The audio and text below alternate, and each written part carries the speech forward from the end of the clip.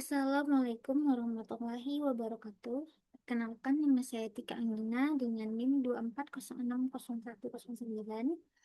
Baiklah, di sini saya akan mempresentasikan materi teori ekonomi makro, yaitu pada bab 9 dengan judul fluktuasi ekonomi. Kelas selanjutnya, yang pertama kita akan membahas tentang siklus bisnis. Fluktuasi jangka pendek dalam output dan kesempatan kerja atau employment disebab, disebut siklus bisnis. Pada bab-bab sebelumnya, kita mengembangkan teori-teori untuk menjelaskan bagaimana perekonomian bergerak dalam jangka panjang. Sekarang kita akan mencoba memahami bagaimana perekonomian bergerak dalam jangka pendek. GDP dan komponennya. GDP adalah tempat pertama untuk memulai ketika menganalisis siklus bisnis, karena merupakan ukuran terbesar dari kondisi perekonomian. Biro Penelitian Ekonomi Nasional (NBR) adalah penentu resmi di AS apakah perekonomian mengalami resesi. Resesi biasa didefinisikan oleh suatu periode di mana ada dua penurunan berturutan pada GDP real. Dalam resesi, baik konsumsi dan investasi menurun. Namun, investasi seperti perlengkapan bisnis, konstruksi, perumahan baru, dan inventaris bakal lebih riskan terhadap penurunan. Selanjutnya yaitu adanya hukum Okun. Dalam resesi, pengangguran meningkat. Hubungan negatif bila satu naik, yang lain turun. Antara pengangguran dan GDP ini disebut hukum Okun atau Okun's Law. Dari Arthur Okun, ekonom yang pertama mempelajarinya, secara ringkas ini didefinisikan sebagai perubahan persentase GDP real sama dengan 3,5% dikurang 2 kali perubahan tingkat pengangguran. Jika tingkat pengangguran tetap sama, GDP real tumbuh sekitar 3,5%. Untuk setiap poin persentase tingkat pengangguran meningkat, pertumbuhan GDP real biasanya turun sekitar 2%. Jadi, jika tingkat pengangguran naik dari 5 ke 8%, maka pertumbuhan GDP real akan menjadi pertumbuhan persentase GDP real sama dengan 3,5% dikurang 2 kali 8% dikurang 5%. Jadi hasilnya adalah 0,25%. Dalam kasus ini, GDP akan turun sebesar 2,5%, mengindikasikan bahwa perekonomian sedang mengalami resesi. Adapun indikator ekonomi utama, banyak ekonom dalam bisnis dan pemerintah memiliki peran meramalkan fluktuasi jangka pendek perekonomian. Salah satu cara yang paling ekonom gunakan untuk meramal adalah melihat pada indikator utama atau leading indicators. Tiap bulan, Conference Board, sebuah kelompok riset ekonomi swasta, mengumumkan indeks dari indikator-indikator ekonomi utama yang terdiri dari 10 seri data. Adapun indeks indikator-indikator ekonomi utama tersebut yaitu yang pertama, hari kerja rata-rata per minggu pekerja produksi industri manufaktur. Yang kedua, yaitu klaim mingguan awal rata-rata untuk asuransi pengangguran. Yang ketiga, yaitu pesanan baru barang konsumen dan material disesuaikan untuk inflasi. Yang keempat, pesanan baru barang modal non-pertahanan. Yang kelima, yaitu kinerja produsen. Yang keenam, pemberian izin gedung baru. Yang ketujuh, indeks harga saham. Yang kedelapan, jumlah uang beredar disesuaikan untuk inflasi. Yang kesembilan, penyebaran tingkat bunga, seperti sebaran hasil antara surat utang berjangka 10 tahun dan surat utang berjangka 3 bulan. Yang terakhir yaitu indeks harapan konsumen. Adapun horizon waktu pada makroekonomi, teori makroekonomi klasik berlaku pada jangka panjang, tapi tidak pada jangka pendek. Mengapa demikian? Jangka pendek dan jangka panjang berbeda pada perilaku harga. Pada jangka panjang, harga fleksibel dan dapat bereaksi pada perubahan penawaran atau permintaan. Pada jangka pendek, banyak harga yang kaku pada tingkat tertentu. Karena harga berperilaku beda pada jangka pendek dan panjang, kebijakan ekonomi memiliki dampak berbeda pada horizon waktu yang berbeda pula. Mari kita lihat bagaimana hal ini dapat terjadi, yaitu model penawaran agregat dan permintaan agregat. Model makroekonomi ini memungkinkan kita memeriksa bagaimana tingkat harga agregat dan jumlah output agregat ditentukan dalam jangka pendek. Ini juga menyediakan suatu cara untuk membedakan bagaimana kinerja perekonomian dalam jangka panjang dan dalam jangka pendek. Dapat dilihat pada garis LRAS yaitu pada garis jangka panjang dan SRAS yaitu jangka pendek. Yang dimana ada kurva eh, agregat permintaan dan P sebagai garis harga, Y sebagai output. Permintaan agregat. Pertama kita membahas tentang permintaan agregat.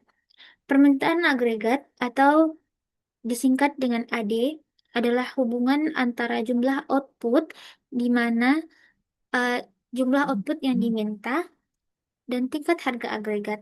Ini menyatakan jumlah barang dan jasa yang orang ingin beli pada tiap tingkat harga tertentu. Ingat teori kuantitas uang yaitu MV sama dengan PY, di mana M adalah jumlah uang yang beredar, V adalah perputaran uang, P adalah tingkat harga, dan Y adalah jumlah output. Tidak realistis, namun asumsi yang memudahkan yaitu perputaran uang adalah konstan. Juga ketika memahami persamaan ini, ingat persamaan kuantitas dapat ditulis ulang dalam istilah penawaran dan permintaan untuk keseimbangan uang real, yaitu M per P sama dengan M per P pangkat D sama dengan KY, di mana K sama dengan 1/V adalah parameter penentu berapa banyak uang yang orang ingin pegang untuk tiap dolar pendapatan. Persamaan ini menyatakan bahwa penawaran keseimbangan uang atau M per P sama dengan permintaan dan bahwa permintaan adalah proporsional terhadap output. Asumsi perputaran konstan sebanding dengan asumsi permintaan konstan akan keseimbangan uang real per unit output. Selanjutnya yaitu kurva permintaan agregat. Yang dimana tadi kita dapat lihat kurvanya. Nah, kurva permintaan agregat menunjukkan hubungan negatif antara tingkat harga atau P, dapat kita lihat tingkat harga, dan jumlah barang dan jasa yang diminta yaitu Y atau output, digambarkan untuk nilai jumlah uang beredar tertentu. Kurva ini miring ke bawah, karena semakin tinggi tingkat harga, maka semakin rendah tingkat keseimbangan real M per P. Dan karenanya semakin rendah jumlah barang dan jasa yang diminta atau jumlah output. Seiring tingkat harga menurun, kita bergerak ke bawah sepanjang kurva AD. Tiap perubahan pada M atau V akan menggeser kurva AD. Dapat diingat, permintaan output real bervariasi berbanding terbalik dengan tingkat harga, di mana jika Y naik atau outputnya naik, sama dengan M per V atau P, MV per P turun. Jadi jika outputnya naik, maka keseimbangan antara uang mata uang yang beredar dan tingkat harganya menurun.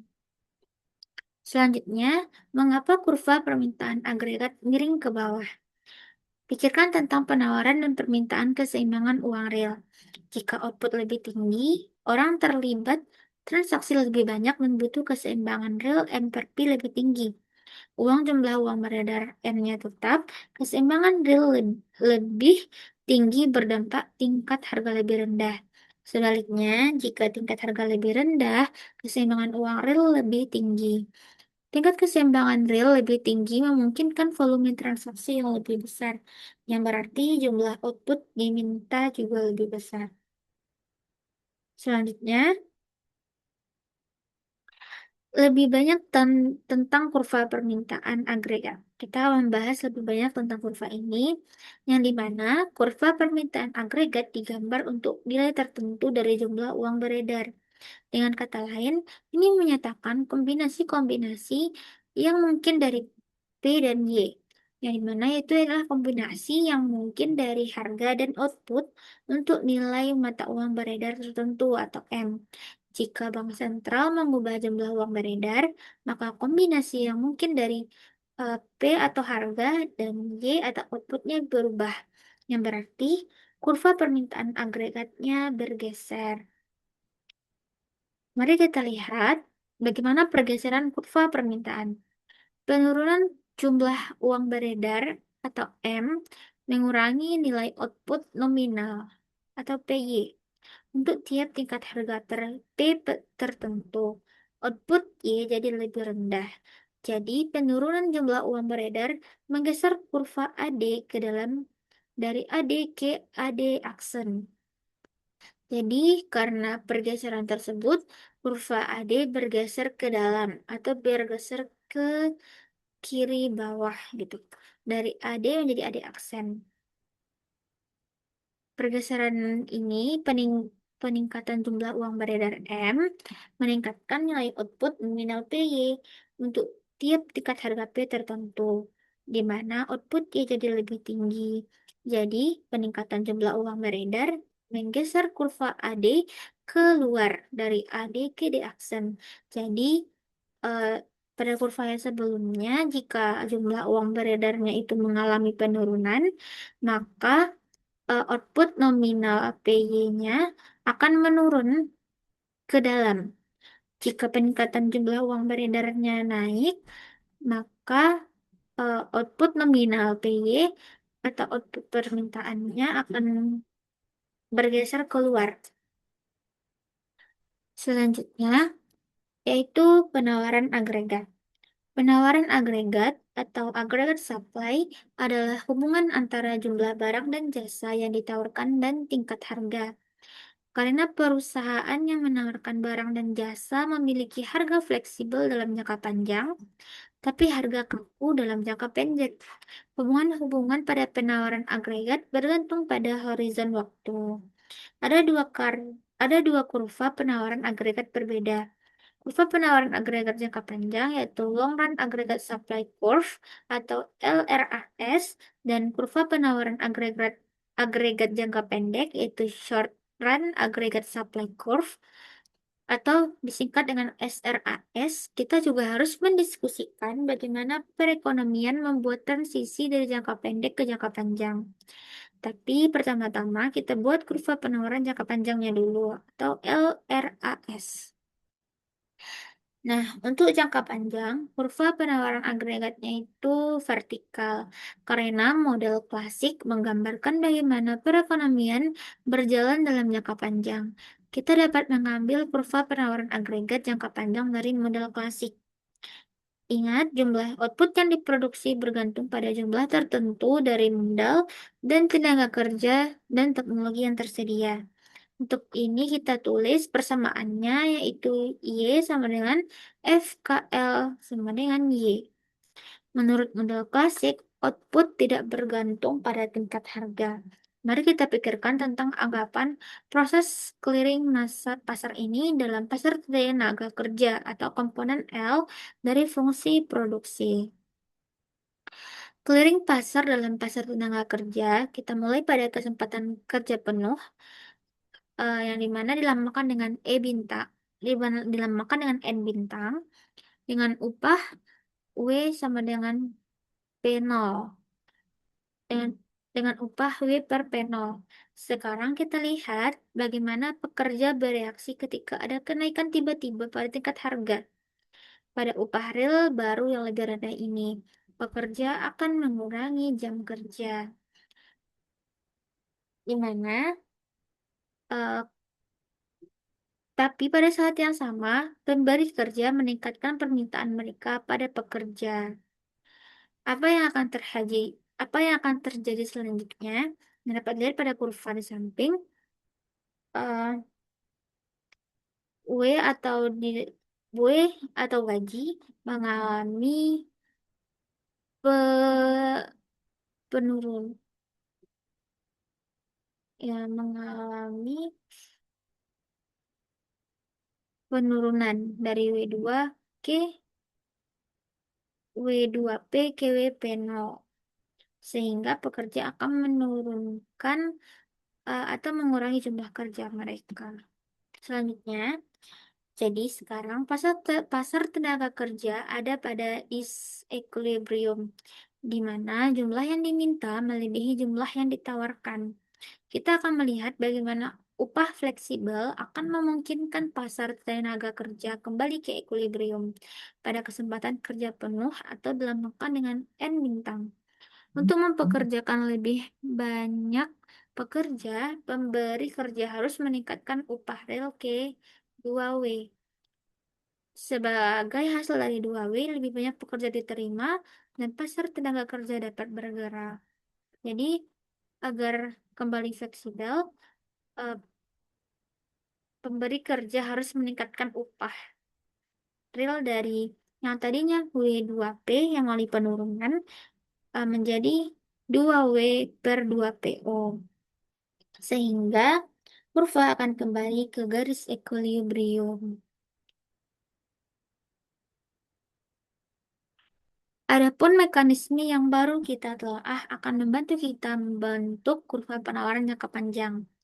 Adapun kurva vertikal menyatakan bahwa perubahan tingkat harga tidak akan berdampak lama pada kesempatan kerja penuh. Dapat dilihat persamaannya Y sama dengan F K L, itu persamaan produksi, di mana garis vertikal ini dilambangkan sebagai garis LRAS, dan garis horizontalnya adalah output atau dilambangkan dengan Y. Kurva penawaran agregat vertikal memenuhi dikotomi klasik karena menunjukkan tingkat output tak tergantung jumlah uang beredar. Tingkat output jangka pendek ini disebut kesempatan kerja penuh atau full employment atau tingkat output alami. Ini adalah tingkat output di mana sumber-sumber daya perekonomian dikaryakan sepenuhnya atau lebih realistis, di mana pengangguran berada pada tingkat wajarnya. Dapat dilihat, penurunan jumlah uang beredar menggeser kurva permintaan agregat ke bawah. Sama seperti kurva yang sebelumnya, yaitu dari AD ke AD aksen bergeser ke bawah kiri, gitu, ke kiri bawah. Karena kurva AS eh, vertikal dalam jangka panjang, penurunan AD mempengaruhi tingkat harga, tapi tidak tingkat output. Dalam jangka pendek, kurva penawaran agregat horizontal. Jika dalam jangka panjang, kurva penawaran berbentuk horizontal vertikal, sedangkan pada kurva penawaran agregat dalam jangka pendek, kurvanya bergaris horizontal. Dapat diingat, kurva LRAS vertikal mengasumsikan perubahan tingkat harga tak berdampak lama pada output karena proses clearing pasar yang jadi model untuk memeriksa jangka panjang. Tapi kita butuh teori untuk jangka pendek. Didefinisikan sebagai interval waktu di mana pasar tidak sepenuhnya bergerak ke arah keseimbangan. Dapat dilihat pada kurva di samping, pendekatan sederhana tapi berguna yaitu asumsi kekakuan harga jangka pendek. Berarti kurva penawaran agregat adalah datar. Seiring AD bergerak ke AD aksen, kita bergerak kita bergerak pada arah barat ke timur ke titik B pada kurva penawaran agregat jangka pendek atau SRAS dari titik A ke titik B. Maka dalam jangka panjang kita bergerak dari B ke C, yaitu bergerak ke atas sepanjang AD aksen. Selanjutnya yaitu equilibrium jangka panjang. Dalam jangka panjang, perekonomian ada pada perpotongan kurva penawaran agregat jangka panjang dan kurva permintaan agregat. Karena harga-harga telah disesuaikan pada tingkat ini, SRAS memotong titik ini pula. dapat kita lihat pada gambar kurva di samping. Selanjutnya, penurunan permintaan agregat. Jika tadi kita membahas tentang penawaran, sekarang kita akan membahas tentang penurunan permintaan. Perekonomian mulai pada equilibrium jangka panjang di titik A, maka penurunan permintaan agregat mungkin disebabkan penurunan jumlah uang beredar.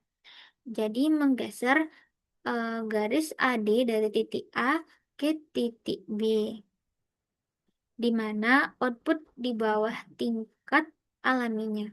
Seiring harga turun, perekonomian pulih dari resesi, bergerak dari titik B ke titik C. Adapun kebijakan stabilisasi, perubahan eksogen pada penawaran atau permintaan agregat disebut guncangan atau shock.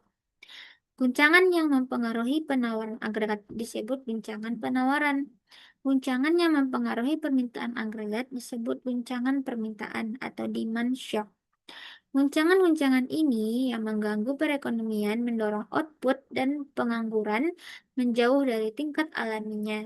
Satu tujuan dari model penawaran atau permintaan agregat adalah untuk membantu menjelaskan bagaimana guncangan menyebabkan fluktuasi ekonomi. Ekonom memakai istilah kebijakan stabilisasi atau stabilizing policy merujuk pada aksi kebijakan yang diambil untuk mengurangi tekanan fluktuasi ekonomi jangka pendek. Kebijakan stabilisasi mencoba memperkecil siklus bisnis dengan menahan output dan kesempatan kerja sedekat mungkin dengan tingkat alaminya. Model pada bab ini adalah versi lebih sederhana dari model yang akan kita lihat pada bab-bab berikutnya. Guncangan pada permintaan agregat. Perekonomian mulai dalam equilibrium jangka pendek di titik A, kenaikan permintaan agregat akibat peningkatan perputaran uang, menggerakkan perekonomian dari titik A ke titik B, di mana output di atas tingkat alaminya. Seiring harga naik, output berangsur-angsur kembali ke tingkat alaminya, dan perekonomian bergerak dari titik B ke titik C. Meng-